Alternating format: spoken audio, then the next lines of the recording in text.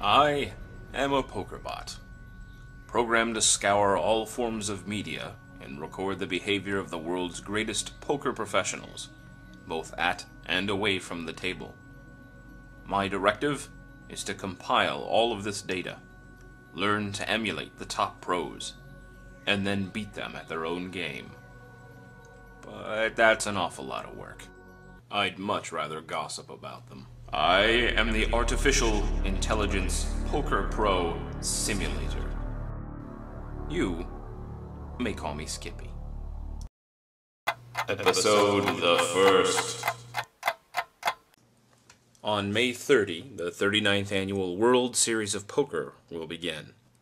This event has become a mecca of sorts for poker players from around the world, with millions of dollars changing hands over the month and a half of poker fever that will grip Las Vegas. During the course of the WSOP, I will bring you the highlights and the low points, and plenty of news on the most interesting thing to come out of the poker craze, the players themselves. Now, you may have recently returned from an interstellar voyage, or perhaps you are a baby, and thus not familiar with a game that has found its way into so many unusual places. I have prepared a brief introduction to Texas Hold'em for you. For those of you familiar with the game, do not worry. I do mean brief. This will not be a WSOP-only show, although the events will be the focus while they last. We will also dig up the data on our favorite poker personalities. Let us start with the man they call Jesus. I have to admit it, when I first saw Chris Ferguson, I thought he was a bit of a jerk. Turns out that's the furthest thing from the truth. The word on the street is this is one of the nicest guys you'll ever play poker with. But nice is boring. What I find fascinating is that Chris could kill you from 10 paces with an ordinary playing card. And of course I say you because I'm a poker bot. Chris is an exceedingly smart poker player. Not only does he have a PhD in artificial intelligence, Chris is a master of game theory. He has developed a playing style that keeps the other poker players guessing.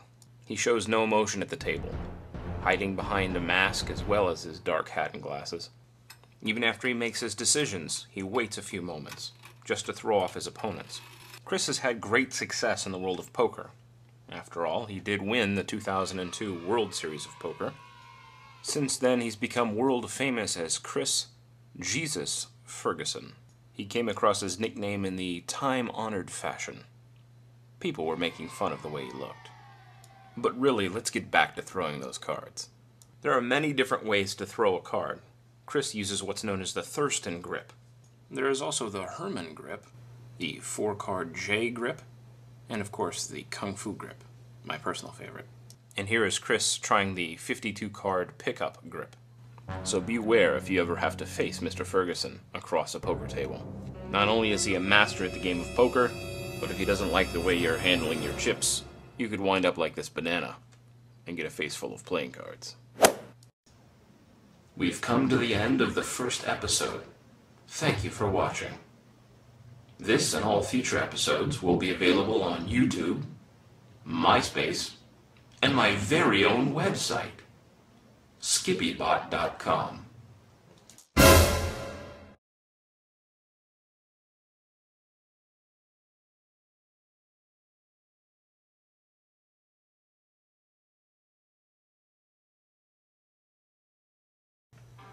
The game of Texas Hold'em, playable by 2 to 10 players. In this example, played by 6 big fans of Indiana Jones. In a Texas Hold'em tournament, each player gets an equal amount of chips. Play order is determined by position, starting with the dealer position. This happy fellow, marked with the D, will be the dealer. During the game, the dealer position rotates around the table to the left, each person getting an opportunity to be the dealer for a different hand. To the left of the dealer is the small blind position, the first of 2 that are required to make bets before any cards are dealt. The next position to the left is the big blind. They put in twice as much as the small blind. Each player is dealt 2 cards, starting from the small blind position, around the table. The person to the left of the big blind is UTG, or under the gun. They're the next to act. They have a number of options now. They could fold, opting not to play.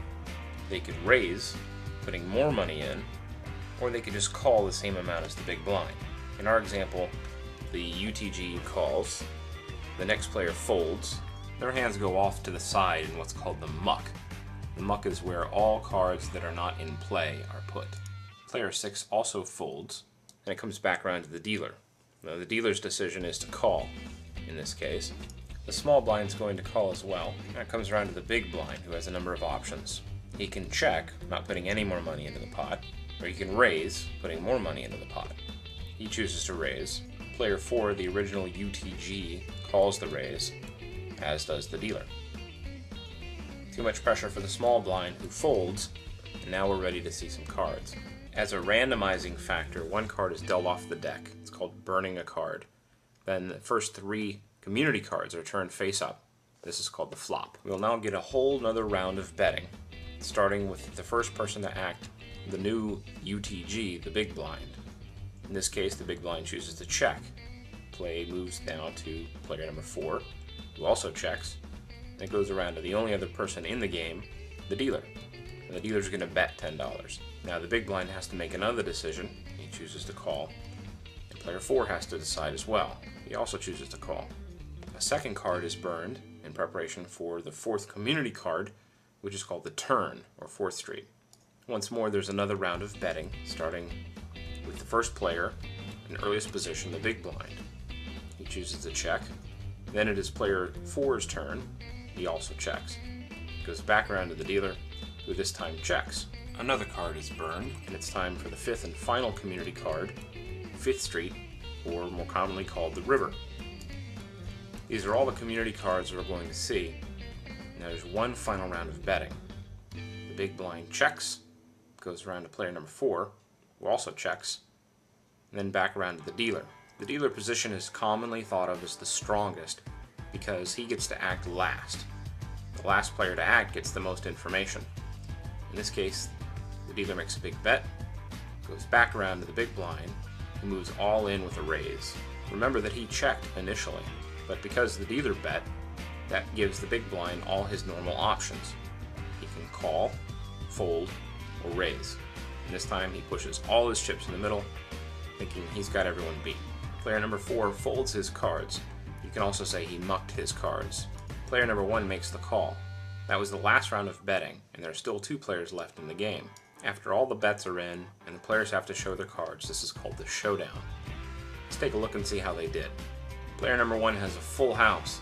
He started off with a set, wound up with a full house by the end. Unfortunately, player number 3 has a bigger full house with jacks and aces. This means player number 3 won the hand and a huge pot, putting him in the chip lead. That unfortunately makes player number 1 a loser. It's over.